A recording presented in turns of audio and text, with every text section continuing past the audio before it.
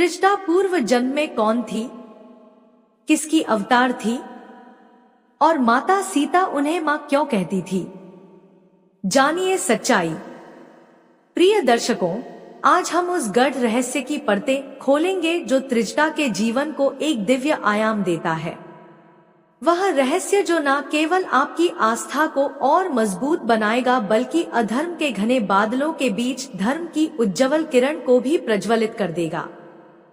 कल्पना कीजिए लंका के उन सुनसान बगीचों को जहां राक्षसियों की क्रूर हंसी की गूंज हर ओर फैली रहती थी और रावण की विकृतत्वाकांक्षाओं की आग चारों तरफ भड़क रही थी।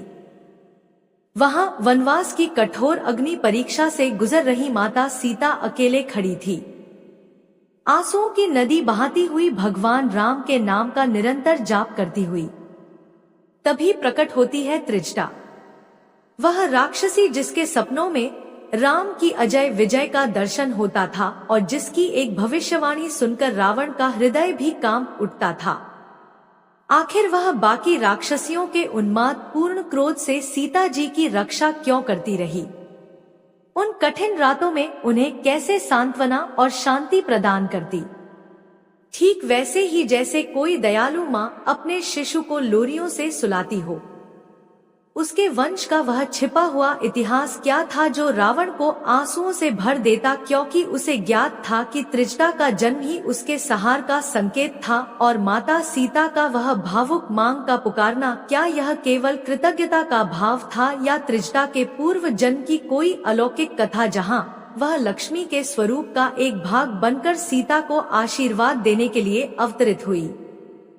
प्राचीन ग्रंथों में दबी यह गाथा इतनी गहन है कि इसे समझने पर आपकी श्रद्धा की नींद और भी अटल हो जाएंगी, क्योंकि यह न केवल त्रिजटा की वास्तविक पहचान उजागर करता है बल्कि यह भी प्रकट करता है कि कैसे अधर्म के बीच धर्म की एक छोटी सी किरण ने पूरी राम कथा का रुख ही मोड़ दिया। आइए इस रहस्यमय यात्रा पर कदम रखें। हम वाल्मीकि रामायण के उन सजीव श्लोकों से होकर गुजरेंगे जहां त्रिजटा के स्वप्न का वर्णन इतना जीवंत है कि आपको प्रतीत होगा मानो आप स्वयं अशोक वाटिका के बीच में उपस्थित हैं। क्या आप तैयार हैं उस सत्य को अपनाने के लिए जो सदियों से लंका के राजप्रसादों की गुप्त दीवारों में कैद था? वह सत्य जो त्रिजटा को विभीषण की पुत्री के रूप में सिद्ध करता है, साथ ही सीता के मां संबोधन के पीछे छिपे उस दैवीय मातृत्व के धागे को भी खोल देगा। चलिए अब इस पवित्र और रोमांचकारी कहानी को आगे बढ़ाते हैं, क्योंकि रामायण के हर कोने में एक नया आश्चर्य छिपा है। जो ज्ञान मैंने संतों, महात्माओं और विद्वानों से अर्जित किया है उसे मैं सरल और आकर्षक तरीके से आपके समक्ष रखूंगा, लेकिन उससे पहले आपसे एक विनम्र निवेदन है। रामायण में कहा गया है कि जो व्यक्ति किसी कथा, ज्ञान या धर्म की बात को अधूरा छोड़ देता है वह अनजाने में अपूर्णता का भागी बनता है। अधूरी कथा एक अधूरी यज्ञ की तरह होती है जो पुण्य की जगह पाप का कारण बन सकती है। इसलिए मेरे प्रिय मित्रों, इस कथा को अंत तक सुने और कमेंट में जय श्री राम लिखकर हमारे चैनल को सब्सक्राइब करके अपना आशीर्वाद जरूर बनाए रखें। प्रिय दर्शकों, त्रेता युग की बात है। धर्मपुर नामक राज्य में एक राजा रहते थे, धर्मपाल, जो अत्यंत धर्मात्मा और उदार हृदय के स्वामी थे। इस राजा धर्मपाल के एक पुत्र था, युवराज वीरसेन, जो स्वयं भी परम पवित्र, रूपवान और करुणामय था। किंतु विपत्ति ऐसी आई कि जब युवराज वीरसेन की आयु मात्र 16 वर्ष की हुई तब रानी युवराज की माता का देहांत हो गया। राजा धर्मपाल को अपनी रानी से असीम प्रेम था। समस्त दरबारी जानते थे कि राजा धर्मपाल अपने पुत्र युवराज वीरसेन से स्नेह रखते थे, मगर रानी से उनका प्रेम भिन्न और गहन था। इस प्रेम के कारण प्रारंभ में राजा धर्मपाल ने द्वितीय विवाह से साफ इनकार कर दिया, किंतु जब उन्हें अनुभव हुआ कि माता के वियोग के पश्चात युवराज वीरसेन की देखभाल कौन करेगा तब उन्होंने पुनर्विवाह कर लिया। युवराज वीरसेन की सौतेली माता अर्थात राजा धर्मपाल की नवीन रानी कालिका राजा धर्मपाल के लिए तो परम उत्तम सिद्ध हुई, किंतु युवराज वीरसेन के लिए वह कभी सच्ची माता ना बन सकी। राजा धर्मपाल को अपने पुत्र युवराज वीरसेन के साथ द्वितीय पत्नी रानी कालिका के क्रूर व्यवहार का भान न हुआ, क्योंकि युवराज वीरसेन अत्यंत सात्विक था और पिता को कभी कष्ट न देना चाहता था। उसे ज्ञात था कि केवल उसके कारण ही पिता राजा धर्मपाल ने द्वितीय विवाह न करना चाहा था, और यदि किया भी तो वह भी उसके ही सुख के लिए था। राजा धर्मपाल के समक्ष तो सौतेली माता रानी कालिका उसके प्रति असीम स्नेह प्रदर्शित करती, किंतु जब भी राजा धर्मपाल राज्य कार्यों में व्यस्त होते या समस्त प्रजा के कार्यों में लीन रहते, तब सौतेली माता रानी कालिका उसके ऊपर अनेक प्रकार के अत्याचार करती, उचित भोजन न देती, कठोर वचन कहती, रात्रियों में बारंबार जागा कर उसे कष्ट देती रहती। इन समस्त यातनाओं के बावजूद युवराज वीरसेन इतना सरल और धर्मनिष्ठ था कि पिता राजा धर्मपाल से कभी शिकायत ना करता, ना ही माता रानी कालिका के समक्ष ऐसा आचरण रखता जिससे राजा धर्मपाल को उसके किसी कष्ट का अनुमान हो सके। जीवन के दिवस इसी प्रकार व्यतीत होते रहे। सौतेली माता रानी कालिका वास्तव में इस चिंता में रहती कि राजा धर्मपाल के पश्चात वारिस युवराज वीरसेन को ही होना है, और यदि उसके गर्भ से कोई संतान हो भी गई तो भी इस युवराज वीरसेन की उपस्थिति में उसका अपना पुत्र राजा ना बन सकेगा। यही ईर्ष्या और द्वेष उसे शांति ना देता था। इसलिए दिन रात वह युवराज वीरसेन को पीड़ित करती रहती और विचार करती कि किसी न किसी प्रकार से यह युवराज वीरसेन या तो मृत हो जाए या विक्षिप्त। एक दिन युवराज वीरसेन सौतेली माता रानी कालिका के क्रूर व्यवहार से अत्यंत दुखी होकर रोते रोते निद्रित हो गया। जब भी युवराज वीरसेन को कोई कष्ट होता, वह अपनी दिवंगत माता को स्मरण करता। आज भी वह शयन से पूर्व माता को स्मृत कर रो रहा था और रोते रोते उसी प्रकार निद्रा में चला गया। अभी उसे निद्रित हुए अधिक समय न बीता था कि स्वप्न में उसकी माता प्रकट हुई। युवराज वीरसेन ने राजा धर्मपाल से कभी सौतेली माता रानी कालिका की शिकायत ना की थी, किंतु स्वप्न में माता को देखकर अपने समस्त दुख पीड़ा उसके समक्ष उंडेल दी। उसकी माता एक धर्मपरायणा स्त्री थी। वह स्वप्न में भी पुत्र को धैर्य धारण करने का उपदेश देती रही और द्वितीय माता रानी कालिका से अभद्रता न करने का प्रतिज्ञा लेती रही। युवराज वीरसेन ने स्वप्न में ही माता से प्रतिज्ञा की कि वह कभी सौतेली माता रानी कालिका के साथ अभद्रता न करेगा। माता ने पुत्र का मस्तक चूमते हुए कहा, देखो कल तुम्हारे पिता राजा धर्मपाल के दरबार में घोड़े विक्रेता आएगा। उसके पास अत्युत्तम नस्ल के घोड़े होंगे और उसके पास एक श्वेत घोड़े का श्रावक भी होगा। तुम उसका क्रय करने पर अड़े रहना। हो सकता है तुम्हारे पिता राजा धर्मपाल कोई अन्य उत्तम नस्ल का घोड़ा ग्रहण करने का आग्रह करें, किंतु तुम इसी श्रावक के लिए हट करना। तुम्हारे पिता राजा धर्मपाल तुम्हारी बात ना टालेंगे। इतना कहकर माता विदा हुई और युवराज वीरसेन की नेत्र खुल गई। द्वितीय दिवस वह स्नान शुद्धि कर तैयार होकर राजा धर्मपाल के दरबार में पहुंचा। वह दरबार में प्राय जाया करता था। राजा धर्मपाल ने युवराज वीरसेन को आते देख अत्यंत प्रसन्न हुए और उसे अपने समीप सिंहासन पर आसन ग्रहण कराया। थोड़ी देर पश्चात द्वारपाल ने सूचना दी कि बाहर घोड़े विक्रेता आया है और वह केवल राजा धर्मपाल से ही भेंट करना चाहता है। राजा धर्मपाल और युवराज वीरसेन दोनों घोड़े निरीक्षण हेतु बाहर आए। घोड़े विक्रेता के पास अत्यंत उत्तम नस्ल के घोड़े थे। उनमें एक अतीव सुंदर घोड़े का शावक भी था। राजा धर्मपाल ने स्वयं के लिए घोड़े चुन लिए। युवराज वीरसेन ने कहा, मैं भी घोड़ा ग्रहण करूंगा। राजा धर्मपाल बोले, पुत्र तुम जो भी घोड़ा पसंद करो वह हम अवश्य लेंगे। युवराज वीरसेन ने श्रावक की ओर संकेत किया। राजा धर्मपाल चाहते थे कि युवराज वीरसेन कोई अन्य नस्ल का घोड़ा चुने, किंतु युवराज वीरसेन के हठ के समक्ष राजा धर्मपाल को हार माननी पड़ी और वह श्रावक क्रय कर लिया गया जो माता ने स्वप्न में बताया था। युवराज वीरसेन के घोड़े के लिए एक पृथक अस्तबल निर्मित किया गया और उसमें श्रावक को बांध दिया गया। युवराज वीरसेन अब अधिकांश समय इसी श्रावक के साथ व्यतीत करने लगा। वह उसकी सेवा शुश्रूषा करता, उसके समस्त ध्यान रखता।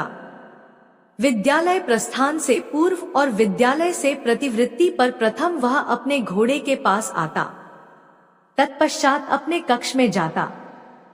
सौतेली माता रानी कालिका को घोड़े के साथ उसकी रुचि अत्यंत कुप्रिय लगी, क्योंकि उसे युवराज वीरसेन की कोई भी सुख शांति सहन न होती। युवराज वीरसेन को इस प्रकार प्रसन्न होते देखना भी उसे असह्य था, किंतु फिलहाल उसके पास घोड़े के विरुद्ध कोई कदम उठाने का हेतु न था।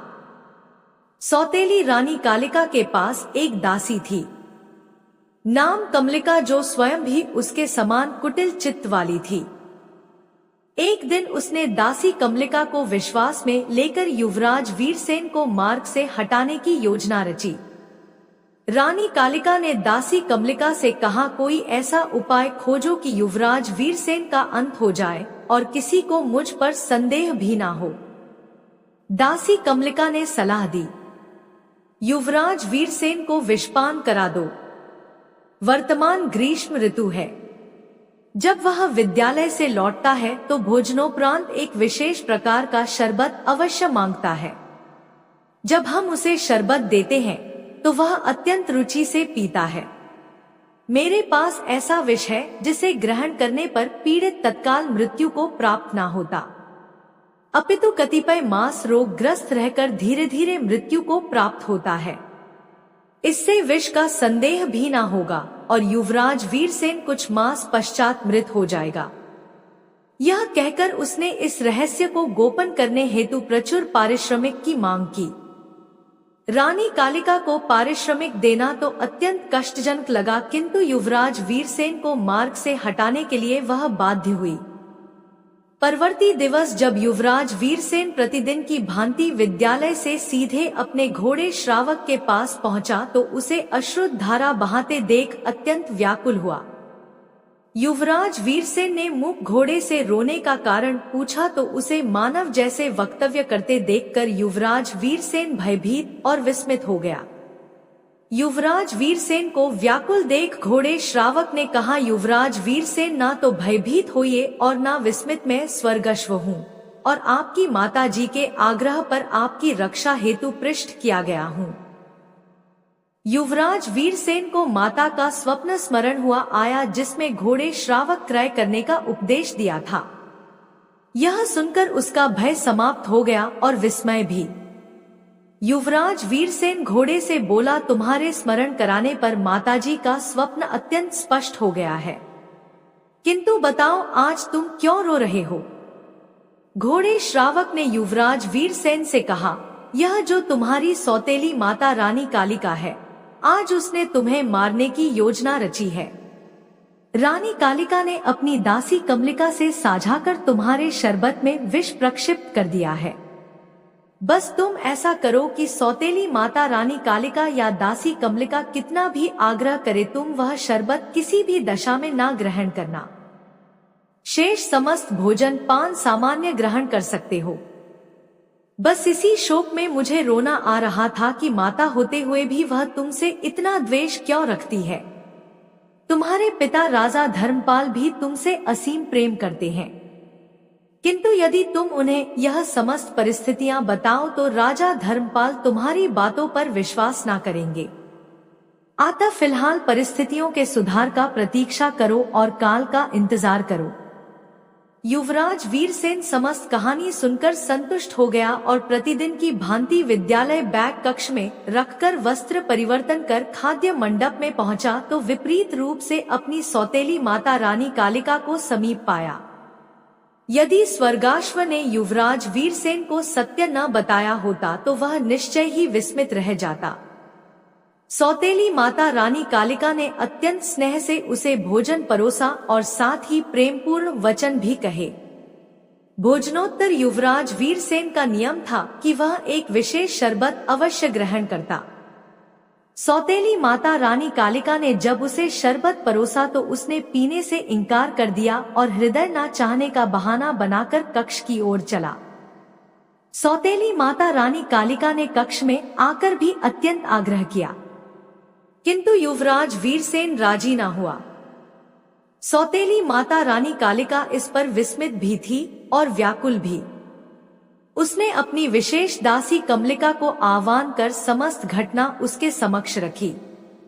दासी कमलिका ने कहा, कल ऐसा करेंगे कि इसके करी में विष प्रक्षिप्त कर देंगे, फिर देखेंगे वह कैसे बचता है।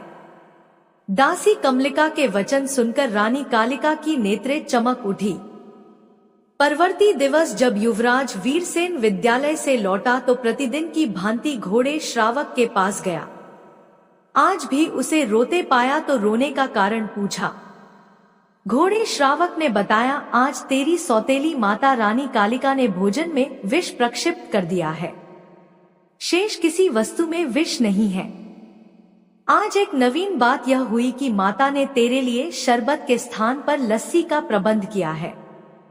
तू दस्तरखान पर रखी समस्त वस्तुएं ग्रहण कर सकता है, किंतु करीब भूलकर भी ना छूना। उधर घोड़े श्रावक यह वचन कह रहा था। उधर दासी कमलिका दूर खड़ी तमाशा देख रही थी। दूर से वह कोई वचन ना सुन सकी, किंतु युवराज वीरसेन को सिर हिलाते और घोड़े श्रावक से फुसफुसाते देखकर दासी कमलिका अत्यंत विस्मित हुई। उधर युवराज वीरसेन वस्त्र परिवर्तन कर खाद्य मंडप में पहुंचा और सौतेली माता रानी कालिका को समीप पाया। उसने 2 घूंट जल ग्रहण करने के पश्चात रोटी का टुकड़ा तोड़ा और लस्सी का गिलास ओष्ठों से लगाया। तो माता रानी कालिका ने प्रेम पूर्ण भाव से करी की प्लेट उसकी ओर सरकाते हुए कहा, देखो आज तो यह करी स्वयं मैंने अपने कर कमलों से तैयार की है।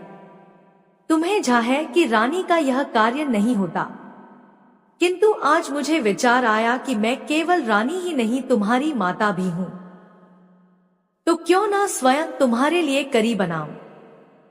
अत्यंत स्वादिष्ट है, जरा ग्रहण कर तो देखो। युवराज वीरसेन ने लस्सी के साथ टुकड़ा निगलने के पश्चात शिष्टाचार से कहा, वाह क्या बात है, आपके कर कमलों से बनी इस लस्सी का जीवन में प्रथम बार इतना स्वादिष्ट पान हुआ है।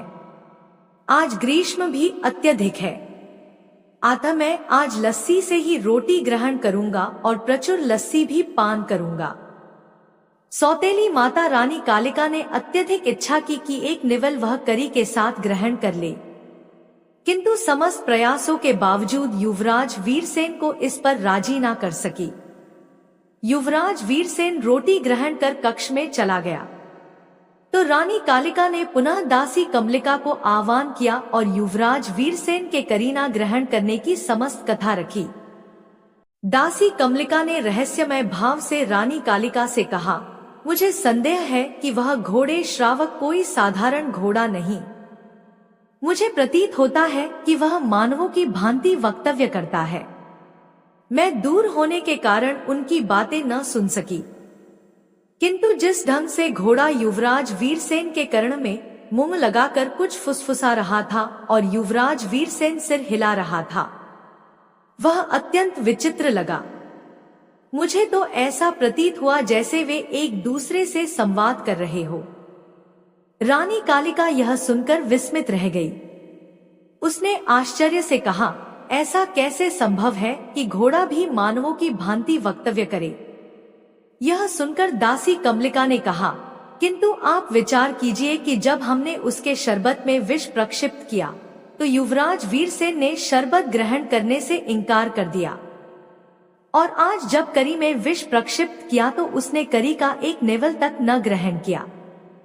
क्या यह इस बात का प्रमाण नहीं कि कोई उसे ऐसा करने से रोक रहा है? महल में युवराज वीरसेन की किसी से मित्रता नहीं और न वह कहीं जाता है। हाँ, विद्यालय से लौटते समय वह प्रथम घोड़े श्रावक के पास जाता है। रानी कालिका को दासी कमलिका के वचन हृदय में उतरते प्रतीत हुए और उसने संकल्प लिया कि वह इस घोड़े श्रावक को मार्ग से हटाकर ही विश्राम लेगी। फिर देखेगी कि युवराज वीरसेन को साजिशों का भान कैसे होता है। उसने दासी कमलिका की सहायता से अपने विशेष वैद्य सुवर्ण को आह्वान किया। जब वैद्य सुवर्ण आया तो रानी कालिका ने प्रचुर पारिश्रमिक के लोभ से उसे अपने कार्य पर राजी कर लिया। योजना अनुसार एक दिन वह प्रातः काल जोर जोर से तड़पने और चीखने लगी। राजा धर्मपाल भयभीत हो उठे। अरे क्या हुआ कहकर चिल्लाते रहे, किंतु रानी कालिका कोई उत्तर देने के स्थान पर छल से तड़पती रही। जब उसका चीखना, चिल्लाना और तड़पना समाप्त न हुआ तो राजा धर्मपाल ने विशेष वैद्य सुवर्ण को आह्वान किया। वह भी घबराहट और व्याकुलता का अभिनय करते हाजिर हुआ और राजा धर्मपाल से परिस्थिति पूछी। तो राजा धर्मपाल ने रानी कालिका की दशा बताई। वैद्य सुवर्ण ने परीक्षा करने की इच्छा जताई तो तुरंत प्रबंध हुआ। जब वैद्य सुवर्ण कक्ष में प्रविष्ट हुआ तो योजना अनुसार रानी कालिका उसी भांति तड़पती और चीखती मिली। अनेक औषधियों से रानी कालिका को संयमित कर वैद्य सुवर्ण ने परीक्षा की। परीक्षा पश्चात उसने भयभीत हो राजा धर्मपाल को बताया, आपकी रानी कालिका के पास केवल 8 घंटे शेष हैं। उन्हें बचाना है तो तुरंत घोड़े श्रावक का हृदय भूनकर ग्रहण कराएं, वरना उनके बचने की कोई आशा नहीं। राजा धर्मपाल यह सुनकर अत्यंत भयभीत हुए। उनके पास घोड़े का एकमात्र श्रावक था। वे जानते थे कि श्रावक के बिना युवराज वीरसेन जीवित न रह सके। राजा धर्मपाल ने उचित समझा कि पुत्र को राजी करें। कसाई का प्रबंध करवाया और रानी कालिका के लिए श्रावक का हृदय भूनकर ग्रहण कराने का निर्णय लिया। युवराज वीरसेन प्रातः प्रारंभ ही जागरण का अभ्यस्त था, किंतु महल में मची हाहाकार से वह पहले ही व्याकुल हो चुका था।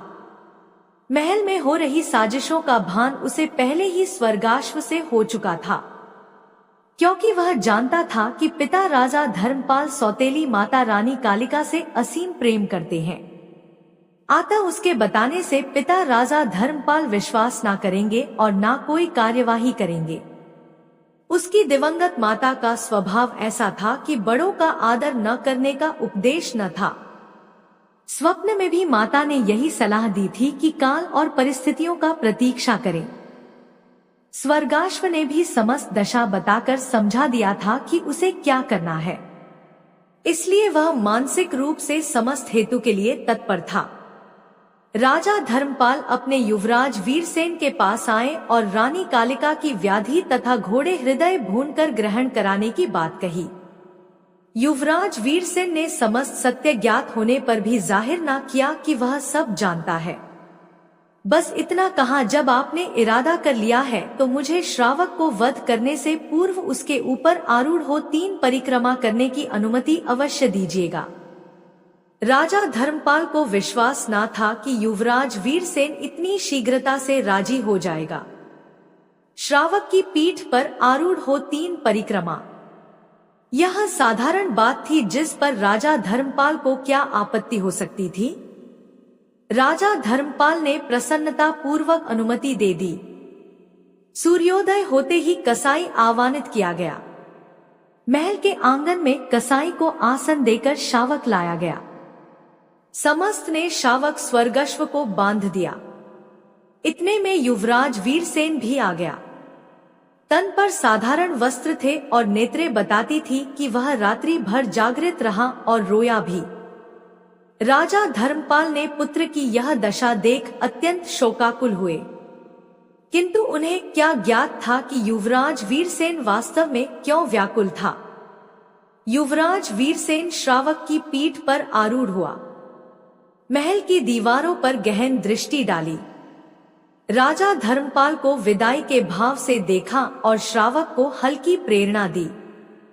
श्रावक ने धीरे धीरे गति आरंभ की। नगर का एक परिक्रमा की। श्रावक ने द्वितीय परिक्रमा तीव्र गति से की। महल में उपस्थित समस्त दास, दासियाओं और सेवक यह दृश्य देख रहे थे। तृतीय परिक्रमा में श्रावक की गति अत्यधिक तीव्र हो गई और तीसरी परिक्रमा पूर्ण होते ही स्वर्गाश्व आकाश में उन्नत हो गया।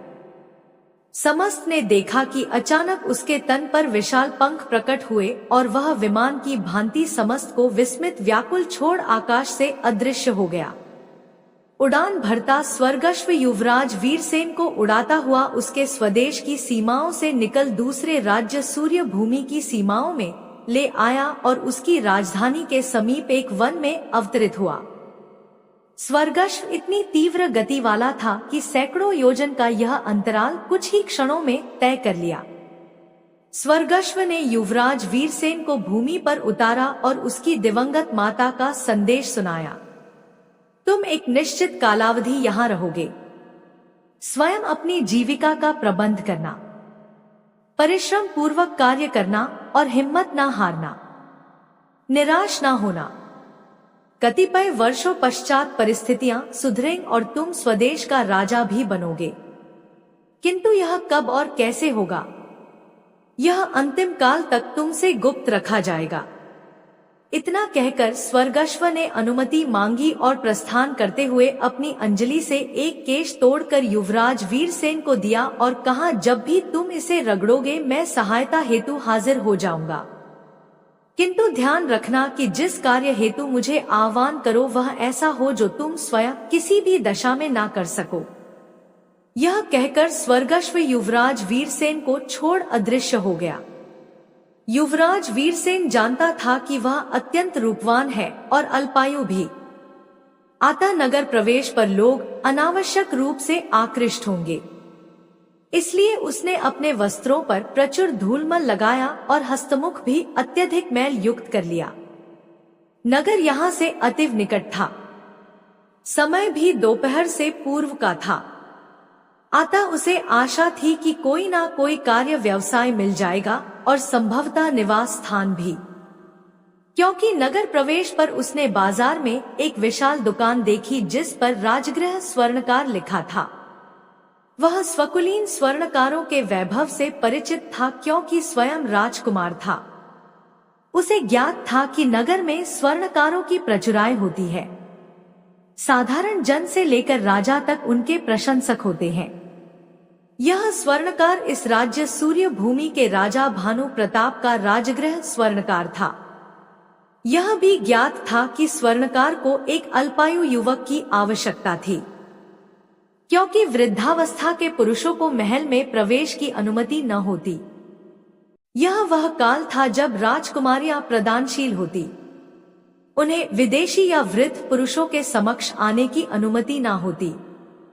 जब युवराज वीरसेन स्वर्णकार की दुकान में प्रविष्ट हुआ और मजदूरी की इच्छा जताई तो स्वर्णकार मणिकांत अत्यंत प्रसन्न हुआ। युवराज वीरसेन ने विचार किया कि वह तो निवास स्थान खोजने निकला था और ईश्वर ने पहले ही स्थान तैयार रखा है। हृदय में असीम प्रसन्नता हुई, किंतु स्वर्णकार मणिकांत के समक्ष किसी प्रसन्नता का इजहार न किया और शर्तों पर ऐसा प्रभाव डाला जैसे उसके वचन हृदय को स्वीकार्य हो रहे हो। महल प्रस्थान से पूर्व अपनी रूप सुंदरता छिपाने हेतु वह मुख पर प्रचुर काजल मल लेता। प्रथम बार महल प्रवेश पर उसने महल के सुंदर भाग में 4 राजकुमारियों को विहार करती देखा।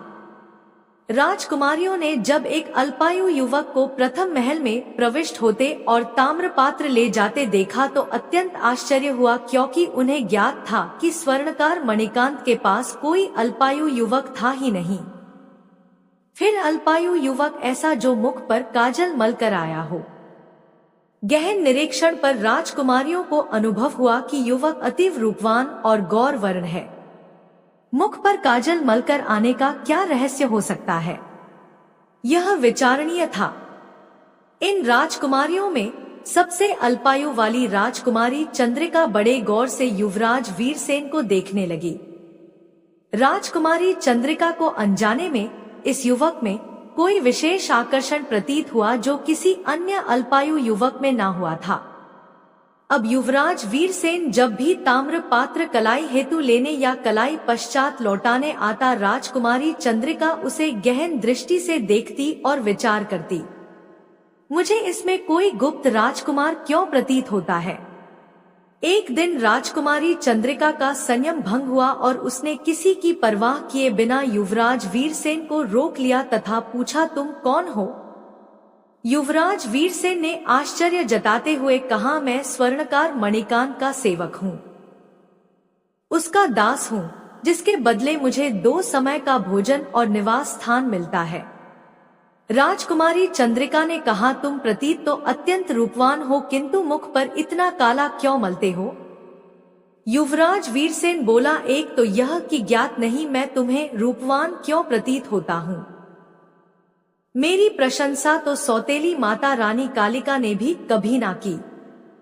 रही काजल मलने की बात तो ज्ञात नहीं। मुझे यह सब क्यों रुचिकर लगता है?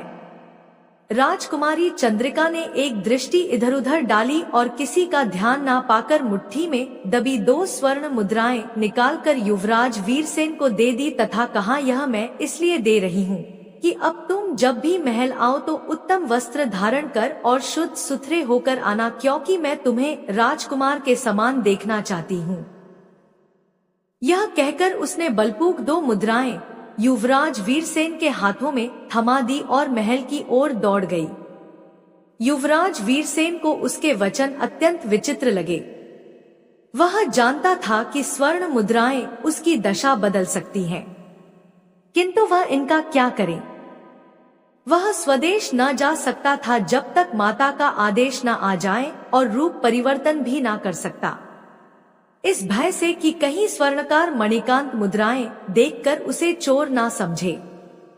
युवराज वीरसेन ने मुद्राओं को गणना कर गुप्त स्थान में छिपा दिया ताकि उचित काल में उपयोग कर सके।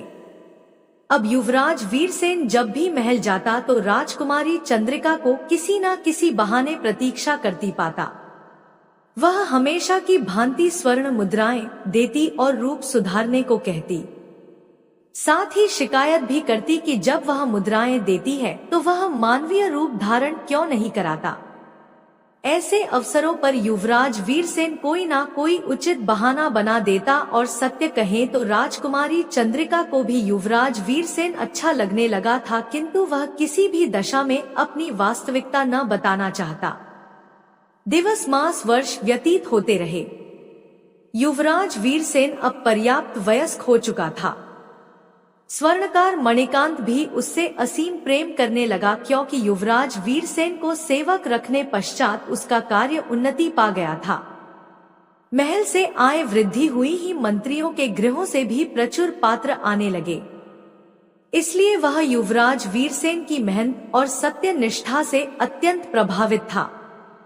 उधर राजकुमारी चंद्रिका अब उस आयु पर पहुंची थी कि उनकी विवाह संपन्न कर उनके गृहों को प्रेषित किया जाए। जिस राज्य सूर्य भूमि में युवराज वीरसेन निवासित था, वहां एक विचित्र रीति सदियों से प्रचलित थी। जब भी किसी राजकुमारी का विवाह निश्चित होता, समस्त नगर में उद्घोष होता कि समस्त इच्छुक युवक हाजिर हो। राजकुमारी एक विशाल आसन पर पूर्ण पर्दे में विराजमान होती।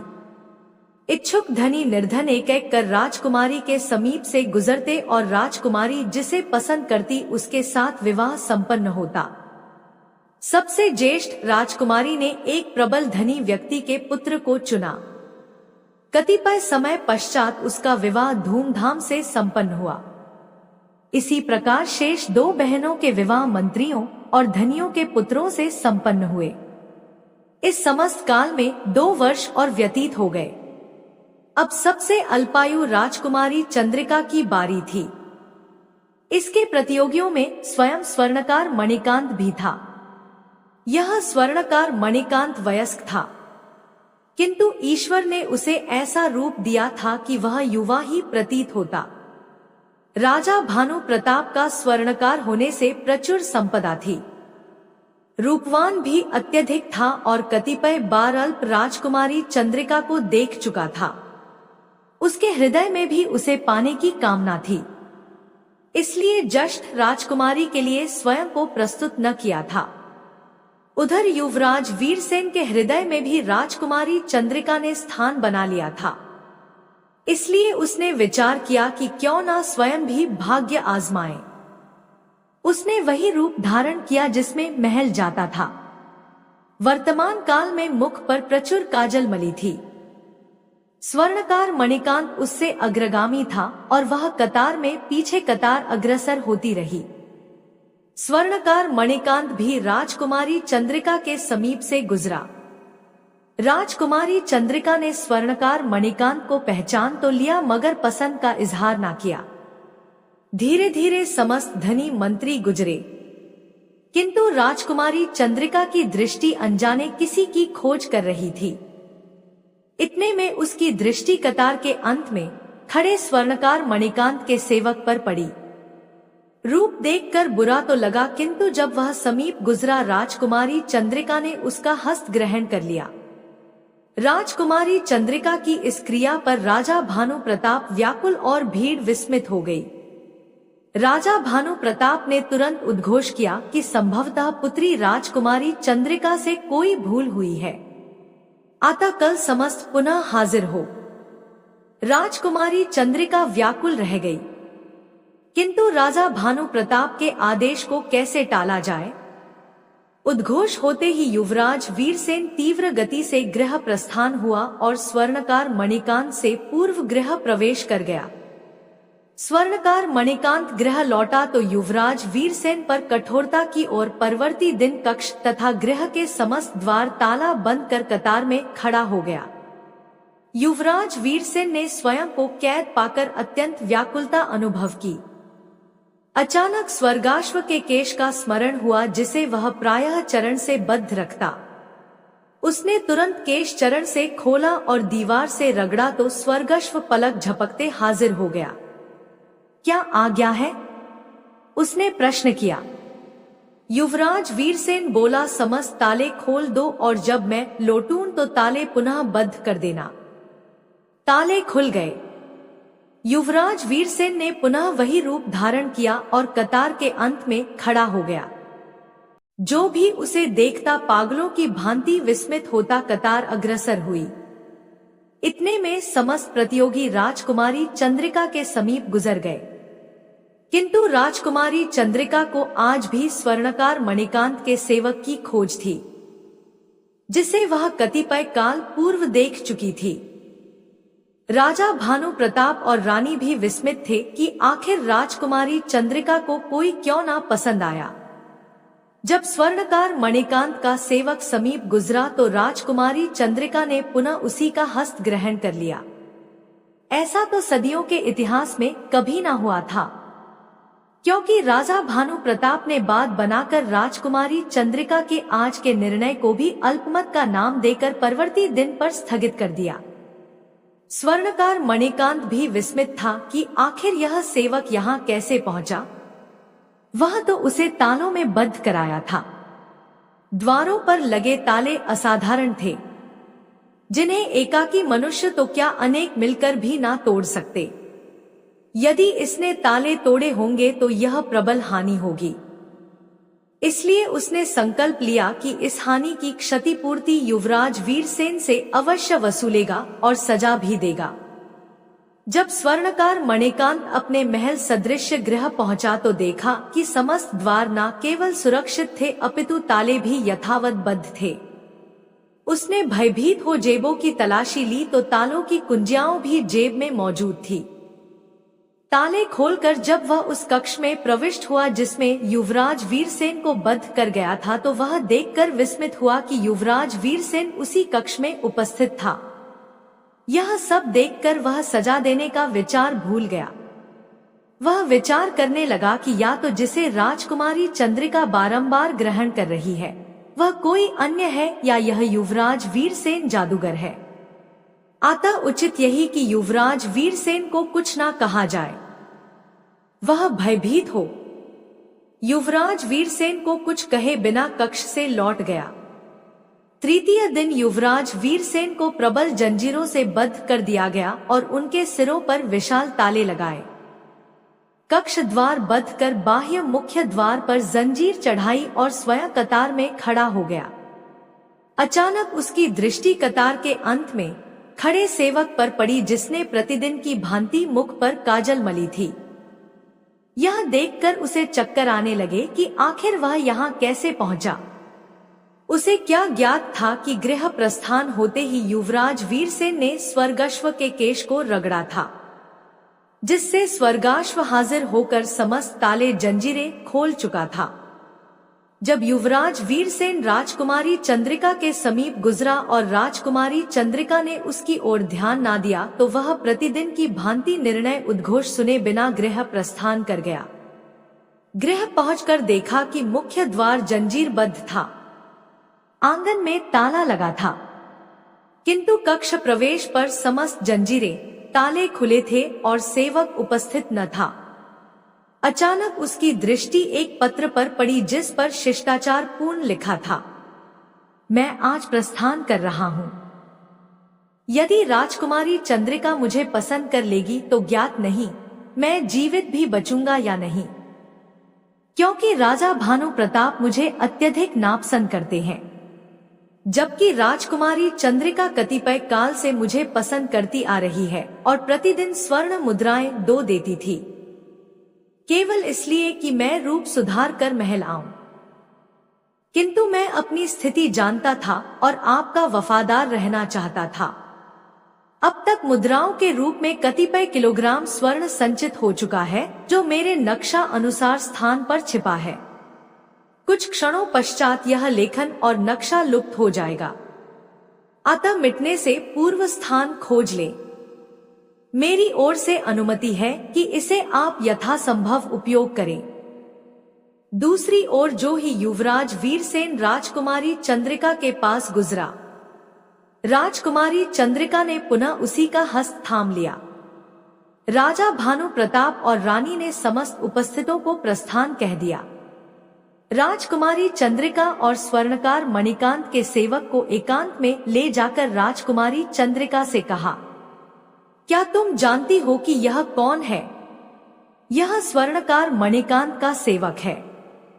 क्या तुम होशो हवास में इसे अपना पति बनाना चाहती हो? राजकुमारी चंद्रिका ने नकार में सिर हिलाया तो राजा भानु प्रताप ने कहा, फिर स्मरण रखो, मैं ना तो तुम्हें और ना इस नीच स्वर्णकार मणिकांत सेवक को महल में रहने दूंगा। मैं अपनी समस्त संपदा से भी तुम्हें प्रेम करता हूँ।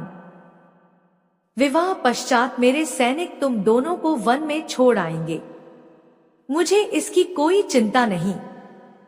तुम जीवित रहो या कोई वन्य प्राणी तुम दोनों को भक्षित कर ले। क्या इस शर्त पर भी तुम इस स्वर्णकार मणिकांत सेवक से विवाह करना पसंद करोगी? राजकुमारी चंद्रिका का उत्तर वही था जिस पर रानी और राजा भानु प्रताप को ही नहीं समस्त कुल को आश्चर्य हुआ कि आखिर राजकुमारी चंद्रिका को इस स्वर्णकार मणिकांत सेवक में कौन विशेष गुण प्रतीत हो रहा है। विवाह पश्चात शाही आदेशानुसार दोनों को परवर्ती प्रातः घने वन में, जहां हर प्रकार के भयंकर पक्षी और प्राणी निवास करते, छोड़ दिया गया। वन के अंत में एक ऊंचा पर्वत था। युवराज वीरसेन, जो रात्रि में ही महल के एक एकांत भाग में स्वर्गाश्व को आह्वान कर अपनी वर्तमान दशा बता चुका था, स्वर्गाश्व ने आकर आश्वासन दिया था कि जो भी तुम्हारे साथ हो रहा है या होगा वह समस्त तुम्हारी माता जी की इच्छा अनुसार है। तुम्हें अब भी सत्य समस्त से गुप्त रखना है, यहाँ तक कि होने वाली पत्नी राजकुमारी चंद्रिका के समक्ष भी सत्य ना खोलना। निराश ना होना। वन का कोई भी वन्य प्राणी तुम दोनों को हानि ना पहुंचा सकेगा, अपितु वे तुम्हारे रक्षक होंगे। जब राजा भानु प्रताप के सैनिक तुम्हें छोड़कर जाएंगे तो तुम दोनों पर्वत की ओर आओगे। वहां एक गुफा होगी, वहां निवास करना। राजा भानु प्रताप के सैनिकों ने दोनों को वन में छोड़ प्रस्थान किया तो राजकुमारी चंद्रिका भय से व्याकुल हो गई, किंतु वह देखकर अत्यंत विस्मित हुई कि स्वर्णकार मणिकांत का सेवक युवराज वीरसेन अत्यंत प्रसन्न प्रतीत हो रहा था। चाल में ऐसा पुरुषोचित भाव आज तक किसी में ना देखा था। उसे प्रथम बार प्रतीत हुआ जैसे वह कोई राजकुमार हो। यह देखकर उसका भय क्षीण हो गया। राजकुमारी चंद्रिका ने कहा, अब क्या होगा? हम कहाँ शरण लेंगे? युवराज वीरसेन बोला, जब तक जीवन की प्राण वायु भाग्य में है, इन्हें कोई छीन ना सकता। तुम भयभीत ना हो, कोई ना कोई स्थान अवश्य मिलेगा जहां हम निवास कर सके। स्वर्णकार मणिकांत सेवक के वचन सुनकर उसे तसल्ली हुई। युवराज वीरसेन पर्वत की ओर अग्रसर होता रहा। मार्ग में भयंकर अपराधियों और वन्य प्राणियों को देखकर राजकुमारी चंद्रिका को भय लगा तो युवराज वीरसेन ने कहा, भय का कोई हेतु नहीं। ईश्वर हमारी निश्चय सुरक्षा करेगा और कोई भी मृत्यु से पूर्व हमारा कुछ न बिगाड़ सकेगा। दोपहर से पूर्व वे पर्वत के समीप पहुंचे। अल्प ऊंचाई पर गुफा दिखाई दी। समीप पहुंचकर देखा कि गुफा बाहर से अल्प प्रतीत होती, किंतु आंतरिक भाग एक विशाल कक्ष के समान था। राजकुमारी चंद्रिका प्रविष्ट होते ही प्रतीत हुआ जैसे वह किसी रक्षा में आ गई हो। समस्त भय दूर हो गया, उसके अंग शांत हो गए। यह दशा देखकर उसे राहत मिली। वह गुफा में उपस्थित बिस्तराकार शैल पर शयन की। उसे प्रतीत हुआ जैसे वह आरामदायक तल्ली हो। राजकुमारी चंद्रिका को अत्यंत आश्चर्य हुआ।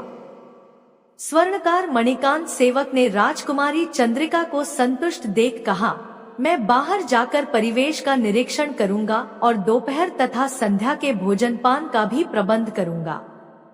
कल के विषय कल विचार करेंगे। यह कहकर वह बाहर निकला। कुछ दूर पर जल प्रपात मिला। कतिपय शैलें भी मिली जिन्हें पात्र के रूप में उपयोग किया जा सकता था। गृह के समीप एक घड़ा भी मिला जिसमें प्रचुर जल संचित हो सकता था। प्रथम उसने जल संचित किया। तत्पश्चात वृक्ष शाखाओं को तोड़कर अनेक भाले बनाए ताकि किसी संकट का सामना हो सके। धनुष और बाण भी निर्मित किए। तत्पश्चात बाणधनुष से 4 प्रबल पक्षियों का संहार किया और गृह लौटा। राजकुमारी चंद्रिका को गृह में संतुष्ट पाकर अत्यंत प्रसन्न हुआ। दोनों ने पक्षियों को भूनकर ग्रहण किया। एक तो क्षुधा और दूसरा प्राकृतिक परिवेश। राजकुमारी चंद्रिका को भोजन में जो आनंद आया वह महल के उत्तम पदार्थों से भी न आया था। दिवस इसी प्रकार व्यतीत होते रहे। युवराज वीरसेन वन से काष्ठ संचित कर नगर ले जाता। जो धन मिलता उससे आवश्यक भोजन वस्त्र आदि क्रय कर लाता। कतिपय दिवसों पश्चात उसके पास पर्याप्त धन संचित हो गया कि उसने एक गधे की गाड़ी क्रय ली।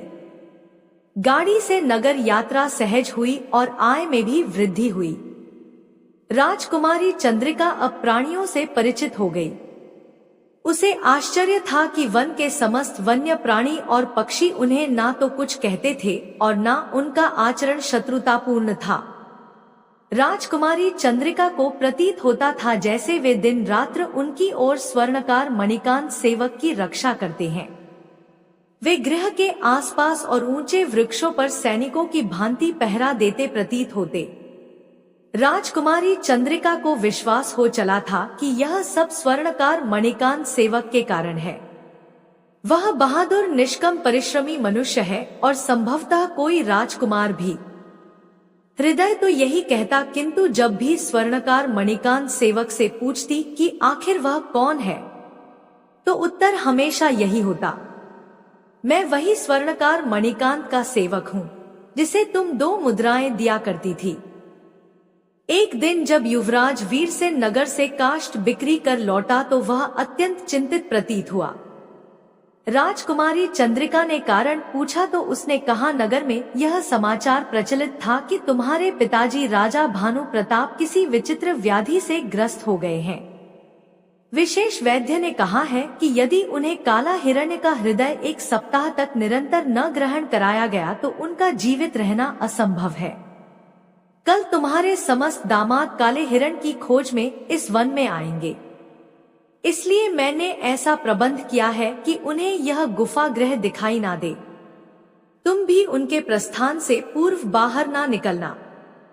राजकुमारी चंद्रिका ने पिता राजा भानु प्रताप की व्याधि सुन अत्यंत व्याकुलता अनुभव की।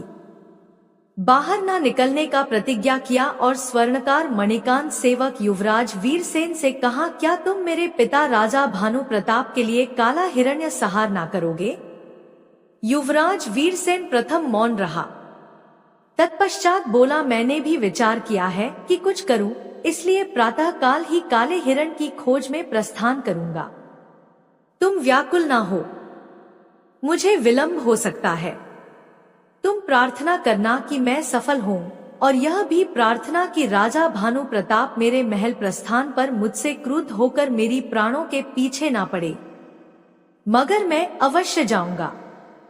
राजकुमारी चंद्रिका की बातें सुनकर व्याकुल तो हुई, क्योंकि राजा भानु प्रताप स्पष्ट कह चुका था कि प्रथम तो तुम दोनों को वन्य प्राणी भक्षित करेंगे, किंतु यदि जीवित बच भी गए तो कभी महल लौटना।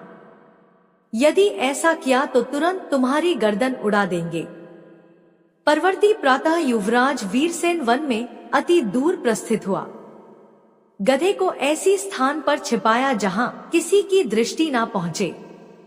शीघ्र वृक्ष से बद्ध केश खोलकर शैल पर रगड़ा तो स्वर्गाश्व हाजिर हो गया। युवराज वीरसेन ने कहा, तुरंत एक प्रबल तंबू स्थापित करो और इस वन के समस्त काले हिरणों को तंबू में संचित कर दो। कोई एक हिरण भी वन में शेष ना रहे। तंबू के परिसर में रक्षक हो और एक प्रबल तख्त स्थापित कर सामान्य दरी सजाओ। युवराज वीरसेन का कथन होते ही समस्त कार्य संपन्न हो गए। यह कार्य कर स्वर्गाश्व ने अनुमति मांगी। तीनों राजकुमारियों के पति अपने अपने शाही सैनिकों सहित काले हिरण खोज में प्रस्थित हुए। दोपहर तक 10 बजे तक वन का प्रत्येक कोना छान लिया, किंतु वन में कोई काला हिरण न मिला। कठोर निराशा और लज्जा के भाव में वे वन के अंतिम भाग में पहुंचे, जहां दूर से प्रबल तंबू दिखाई दिया। समीप पहुंचकर देखा कि सैकड़ों काले हिरण तंबू में संचित हैं और एक प्रभावशाली व्यक्तित्व लकड़ी के प्रबल तख्त पर विराजमान है। उन्होंने अंतः प्रवेश की इच्छा की तो रक्षकों ने रोका और कहा, केवल 3 मनुष्य अंतः जा सकते हैं। तीनों राजकुमारियों के पति अंतः प्रविष्ट हुए और पूछा, आप कौन हैं? युवराज वीरसेन ने कहा, आप समस्त अपना उद्देश्य बताइए। आपको इससे कोई संबंध ना होना चाहिए कि हम कौन हैं। युवराज वीरसेन ने प्रथम ही रूप परिवर्तित कर लिया था, इसलिए उसे पहचान ना सके। उसके ओष्ठों पर गंभीरता आ गई और वे विचार करने लगे, कोई प्रबल व्यक्तित्व होगा, वरना सैकड़ों काले हिरण कौन संचित कर सकता है। समस्त ने एक स्वर में कहा, इस राज्य सूर्य भूमि के राजा भानु प्रताप को ऐसी व्याधि हो गई है जो केवल काले हिरण के हृदय से ही शांत हो सकती है। आप कृपा कर हमें तीनों को एक एक हिरण दे दें। युवराज वीरसेन बोला, हिरण तो आपको देंगे, किंतु 2 शर्तें हैं। प्रथम हिरण जीवित ना दिए जाएंगे, संहारित होकर दिए जाएंगे। द्वितीय, आपकी पीठ पर हमारी प्रगलित लोहा लगेगा ताकि निशानी रहे कि यह कहां से प्राप्त हुए। प्रथम शर्त पर तो इन तीनों को कोई आपत्ति ना थी, किंतु द्वितीय पर वे तैयार 2 ना हुए। अपितु शाही अहंकार में आ बोले, हमारे पास शाही सैनिक हैं, हम बलपूर्वक भी ऐसा कर सकते हैं, क्योंकि यह राजा भानु प्रताप की प्राण रक्षा का प्रश्न है। यह सुनकर युवराज वीरसेन ने कहा, यदि यह बात है तो बलपूर्वक कर दिखाओ। तीनों बाहर गए और सैनिकों को परिस्थिति बताई। सैनिक क्रोधित हुए, किंतु जो ही उन्होंने खड्ग निकालने चाहे, वन से भयंकर प्राणियों की ध्वनियां और दौड़ की आहटें आरंभ हो गई तो समस्त कांप उठे। वे समझ गए कि तख्त पर विराजमान व्यक्ति कोई विशेष शक्ति का स्वामी है, इसलिए वे शर्त मानने को तैयार हो गए। युवराज वीरसेन ने कहा, अब हिरण अवश्य मिलेंगे, किंतु प्रथम लोहा केवल तुम तीनों को लगना था। अब तुम्हारे समस्त सहचरों को भी लगेगा, तभी हिरण्य दिए जाएंगे। उनके पास युवराज वीरसेन के वचन मानने के अतिरिक्त कोई मार्ग न था, क्योंकि समस्त को लोहा लगाने के पश्चात संचित हिरण्य उनके हवाले कर दिए गए और वे निगाहों से अदृश्य हो गए। युवराज वीरसेन ने स्वर्गाश्व के केश को रगड़ा। स्वर्गाश्व हाजिर होते ही आज्ञा दी, यह समस्त तंबू और हिरण अपनी अपनी स्थान पर प्रेषित कर दो, सिवाय 4 हिरणों के इन्हें मेरी गधे गाड़ी में रख दो। आम की आड़ में समस्त मैदान शुद्ध हो गया। युवराज वीरसेन ने वही स्वर्णकार मणिकांत सेवक रूप धारण किया। गधे गाड़ी पर आरूढ़ हो 4 जीवित हिरणों सहित राजा भानु प्रताप के महल की ओर प्रस्थित हुआ।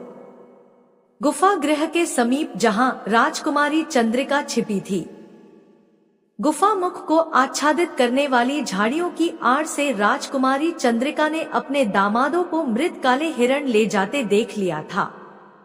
उसकी दृष्टि स्वर्णकार मणिकांत सेवक को तीव्रता पूर्वक खोज रही थी। इतने में दूर से गधे गाड़ी आती दिखी।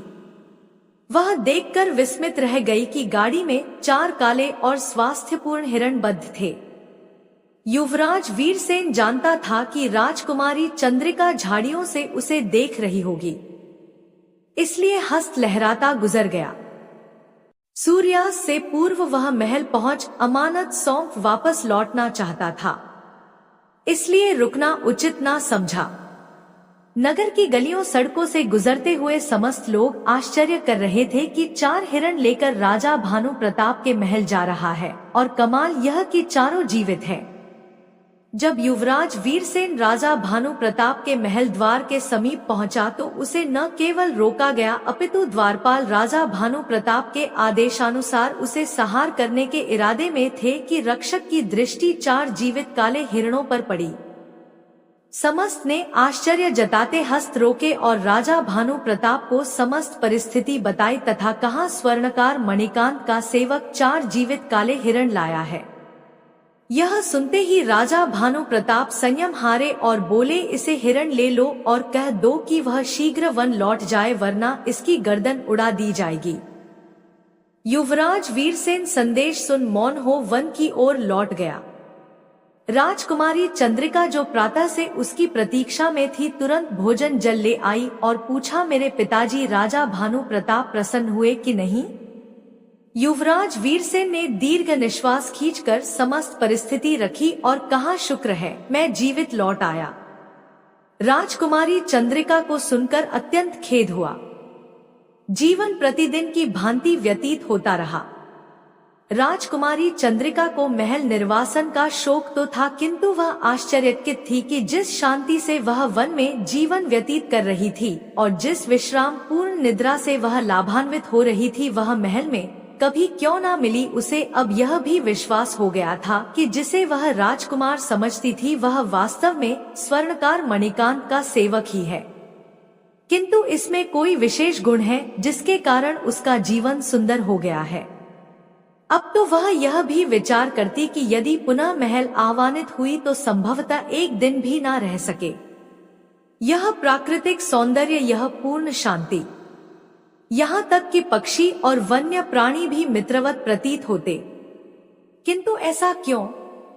इस पर वह अत्यंत विस्मित थी और प्रतीत होता था कि यह सब स्वर्णकार मणिकांत सेवक के कारण है। एक दिन युवराज वीरसेन ने नगर से लौटकर समाचार दिया कि तुम्हारे राज्य सूर्य भूमि पर शत्रु राज्य का राजा आक्रमण करने वाला है। उसके पास समस्त शस्त्रों का प्रबल सेना है और उसने संकल्प लिया है कि वह तुम्हारे राजा भानु प्रताप के राज्य पर अवश्य कब्जा करेगा। राजा भानु प्रताप तो व्याकुल हैं। समस्त प्रजा भी अत्यधिक चिंतित है, क्योंकि वे शत्रु राजा के अत्याचारों से परिचित हैं। समस्त अंदर से भयभीत है कि आखिर उनका क्या होगा। राजकुमारी चंद्रिका यह सुन अत्यंत उदास और व्याकुल हो गई। बोली, तुम कुछ करो। स्वर्णकार मणिकांत सेवक ने कहा, मैं एकाकी क्या कर सकता हूँ?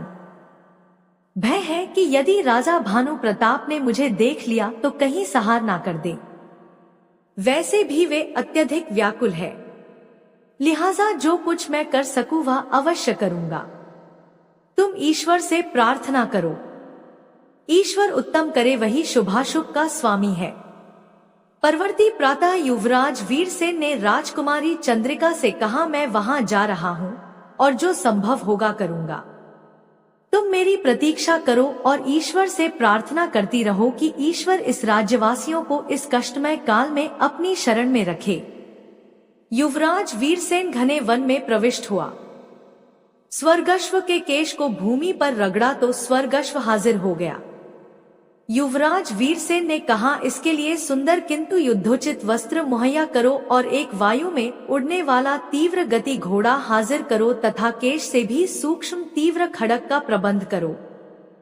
पलक झपकते समस्त मुहैया हो गया। युवराज वीरसेन ने युद्ध वेश धारण किया।